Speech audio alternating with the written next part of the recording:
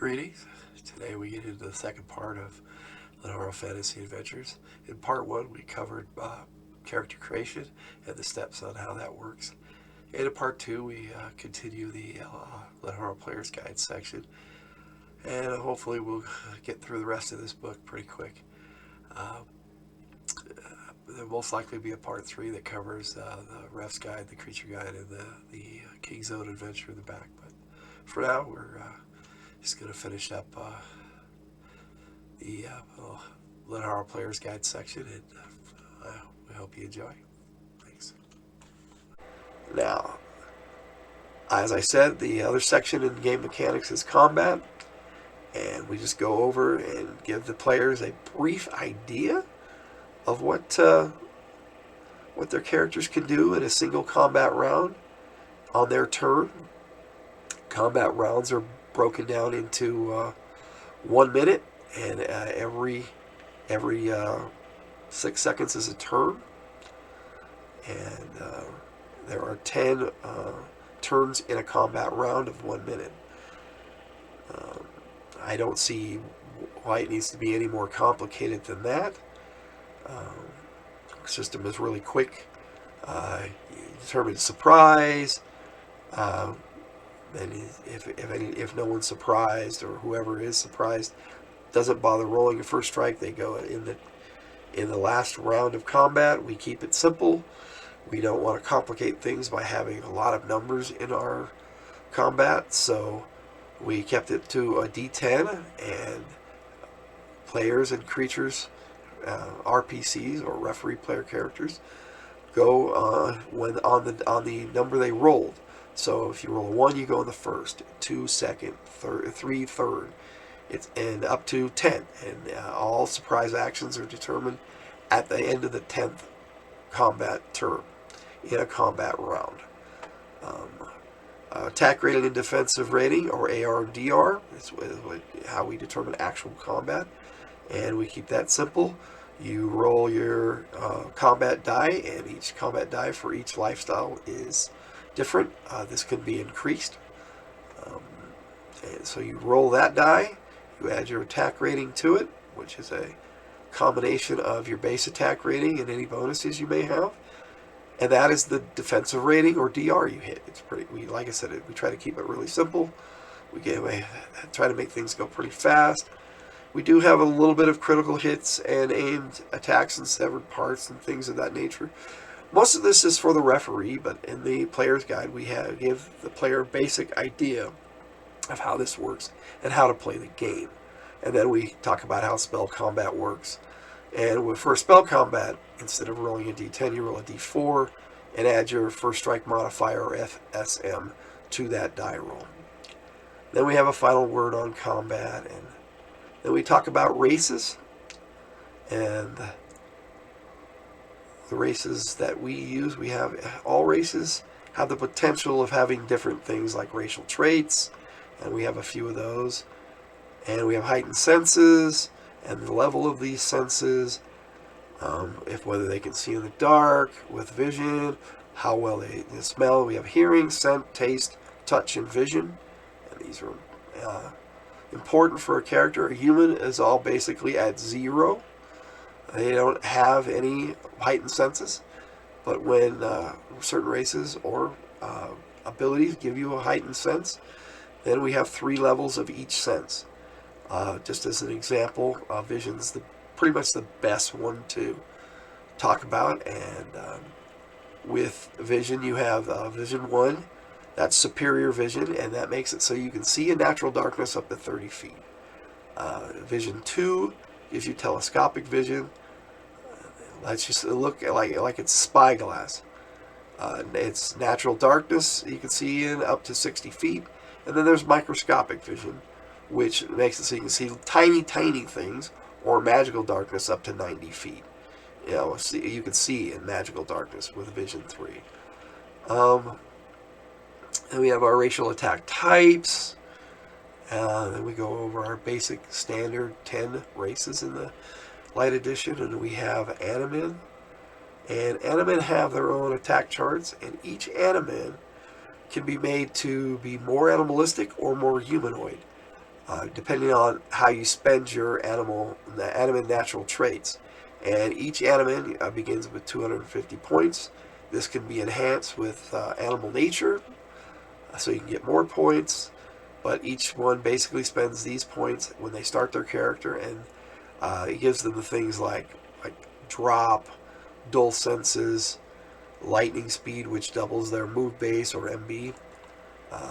Each animal should purchase a move base. Now, some animals are faster than others. If you do not purchase a move base with your 250 points, you just have a base of 6, which move base is not really that complicated. We have a system of 5-foot squares in combat, or hexes, depending on what you want to use. And each one of these represents a 5-foot square. So if you have a move base of 6, you basically can move 30 feet in a combat round in 1 minute. Now, that's not very much, which is why it goes all the way up to 24. And this can be enhanced with lightning speed to double that move base. But this ability, this trait, only allows the animate to do this once per day per their hit degree. Animate natural traits. We have the descriptions for everything on that chart. And then we go through the different animal families that we allow as animin in Lenharrow Fantasy Adventures, the light edition. We have avians, which are birdmen. Each animate also has its own special ability for each family type. We have broles, which are bearmen. The reason why some of these have an OLL at the end is because in the campaign world, we originally called them trollmen, and they were thought to be an offshoot of trolls, but clearly they were not. So it evolved into just animate, and we try to keep it open so anybody can pretty much play whatever they like. Now, after the Broles is the canines, which is your dogmen or wolfmen, catmen, or any kind of. See, we have we go over like each family. The cat family includes Siamese, calico, tigers, lions, etc. It's the breed of cat, whether it's big or small, and based on the type of cat, it doesn't really matter. Cat people can be from like 3'6", really short, all the way up to 9'6" in our game. Each animal family has starting ability scores adjustments, resistance roll adjustments, bonus racial points. We have it listed here and on the chart in chapter 1, so it's quick use while you're looking in the descriptions and when you're making your character. We have lifestyles allowed, and this is definitely an abbreviation of the 10 lifestyles. Like a catman could be an adventurer, a bounty hunter, common laborer, a nobleman, a religious man, savage, soldier, survivalist, and tradesman. We try to keep that simple. And their natural defensive rating or natural DR. And their natural attacks, their bonus racial abilities. This is where you will find your heightened senses and some of the traits and natural skills that they have. Like a catman has drop. They also have a double move base. But that's just catmen, and then their special ability down here. Primates, it'd be your monkeys, apes, gorillas. Raccoonians is your raccoon family with raccoons and pandas. Reptons is your snake men, your lizard men, gator men, etc. Turtle man would be in this as well. Rodentia are mice, rats, moles, beavers, etc. Let's see, we have Sudays, which are hogs, pigs, boars. Taurons are your bulls, elephants, rhinos, and things of that nature. And that'd be your animin. Animin are something we really enjoy playing, so we had to have them in our game system. And like I said before, arachnoids have scorpion men or scorpions, and spider men or spiderians. These are basically races of the scorpion humanoid and a spider humanoid. Then we have the two types, the Scorpion and the Spiderian. And like I said, when we went over the Catman, all the different bonuses and adjustments that they have. Drolls are your dragon men. Like I said, originally they were all thought to be trolls. So they had called dragon men trolls. It's also a tongue-in-cheek play on the word droll. Trolls have innate abilities, which are listed in the referee's guide, which we'll get into in a bit. They each have a breath weapon, a natural DR, and based on the terrain is how we do our dragons and trolls. And we give them certain immunities and innate abilities that they all have based on their terrain, and then what they get in addition to that based on their hit degree. So when they start, they have a D4, and when their hit degree goes up, they get additional ones. And if the ability has like a spell-like ability, and we determine what the basic casting rank and casting level for that is. So you can determine combat really easy. And then the type of breath weapon and the breath weapon damage here at the bottom. And we go into our dwarves, our elves. These are our standard races. The guard is a race that is very different. They have the standard guard, or the common guard, has red skin. They don't have a nose. They just have a couple slits where their nose should be. Guards are a highly intelligent race of beings. Physically, not so much, but they have certain special abilities, like they can detect magic just by sight. They can see it, which you can actually blind a guard with an overwhelming amount of magic. They have photographic memory. They have mental fortitude, mind sight, superior body, and surprise resistance. They are just mentally acute. They have superior vision, like we said. They have heightened hearing and heightened touch. No, heightened taste. I'm sorry, not touch. So that moves on to the Giantine or Tiny Giant. They range in height from 7'6" to 9'6", and they're more like giants than they are humans, and some of them can be attuned to their environment depending on the terrain and how referees want to use Giantines or not use Giantines in their game. Then we have your basic gnome. We like gnomes, halflings, and humans. Then we go into our lifestyles, where we have the adventurer, and each adventurer has bonus lifestyle points, certain bonuses, faith points if they have bonus faith points. If the lifestyle has a hindrance, we list that here, and their skills alignment. See, so an adventurer is aligned to combat skills, guild skills, and arcane, and all lifestyles are aligned to universal skills naturally. Then we have your bounty hunter. Bounty hunters start with 9 talents and tracking. They rely basically on their skills more than anything else, so they don't start with as many faith points. Then we talk about the Bounty Hunters Guild a little bit, and whether you're a dues-paying guild member or a free agent.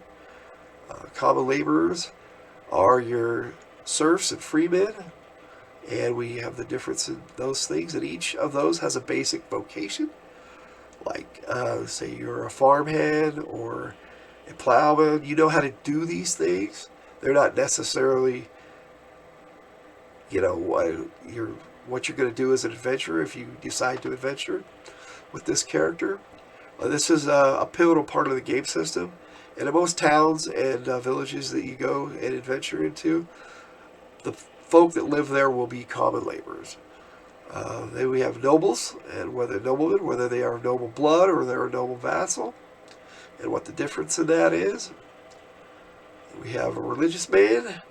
Religious man basically are your divine servants that worship a deity and gain abilities because of their chosen lifestyle. Then we have savages, which is basically a barbarian. The tribesmen, and we have tribesmen and nomads. Those are your two basic types of savages. Then we have scholars. A typical scholar, and a witch and a warlock falls into this category as well. Then we soldiers. We have guardsmen, military men, and combat mercs. And there are slight differences and variations, but in essence, these are all soldiers. Then we have your survivalist and your tradesman. Now, tradesmen each start with a trade, which is one of your trade skills from the guild skills list, depending on what you want to be. So if you want to be an engineer, you would have engineering. If you wanted to be a metal worker or a blacksmith, you would have metalworking. A lot of gnomes have tinkering. It's just the way things play out in each individual referee's game. Then we have the descriptions of all the skills. Like I said, I'm going over this quick because we don't want this video to go too long. Like I said, each one has its own description. And then we describe the talents at the end of the book. And this is really the gist of just the player's book. Okay, I jumped way too far in. But like I said, we go to talents. We determined, like I said, weapons are considered a talent. Each weapon you know how to use is one talent slot. Now, we do weapons by size and category. The die category of the weapon is determined by its size. And so like if it's a medium weapon, which is 32 inches to 41 inches long, it's a die category 5. It does a d6 damage. We try to keep that very simple. Now, there are skills that can up this and make they go up a die category, or it's possible to go up 2 die categories, depending on your skills. Also, with our weapons, we tried to keep things really simple. So, in the light system, you have a talent in a type of axe, a type of strung bow, a type of club, a type of crossbow, a type of dagger, a type of hammer, a type of knife, a lance, a missile, a polearm, a sling, a spear, a staff, a sword. When you take a talent, you know how to use that weapon. And you can purchase skills to improve your ability to use that weapon. Judgment talents are things that you use your insight ability score for. And we have a description for each of those. Physical talents are anything that is charm-based, agility, might, or vitality. Basically, anything you can do physically falls into this category as a talent. And then we also have lore talents, which is your intellect. So, like we have certain lores like animal lore, astrology is a lore, bookkeeping is technically a lore. Anything that deals with intellect, as far as a talent is concerned, is considered a lore. And that pretty much sums up our Light Edition players part of Lenharrow Fantasy Adventures. Each section has its own index, and then we have a copy of the Lenharrow Light character record sheet, which is 2 pages. You copy this, you print this up front and back. It has a list of all the skills used in the Light Edition. So you can just click it once you purchase it. Everything is pretty straightforward. Then we have a Light Arcane Spellbook, which covers spell ranks of 1 to 3, like we said, and then we if referees allow players to make custom spells, we have a space for that here. The same with the Divine spell list and spells that the Divine servants come up with.